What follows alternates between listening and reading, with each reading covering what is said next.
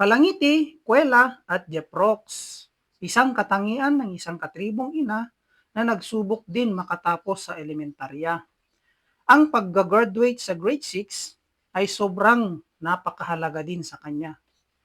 Inaring ganap ang kanyang pagiging may bahay at taga-alaga ng 5 niyang anak dahil sa responsibilidad na ito ay nalipasan sa panahon upang makapag-aral kahit sa mababang level ng edukasyon ang elementarya. Ngunit nabago dahil may programa ang DepEd na makatutulong sa kanila kahit anong estado o edad pa ang isang mag-aaral kung willing makatapos at matuto ay open sa lahat.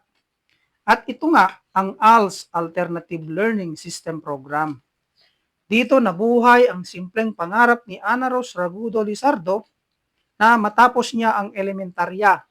Marami man pagsubot at problema ang kanyang nasagupa ay hindi naging hadlang. Pinagsasabay ang pagtatrabaho sa bukid, paghahanap buhay sa bundok, pangunguha ng iba't ibang ligaw na gulay at mga root crops na tanim nila, pag-uuling, pati gabi ay ginagawang araw para lang mabuhay ang kanyang pangarap na makaraos sa pang-araw-araw nilang pangangailangan at makapag-aral kahit paano.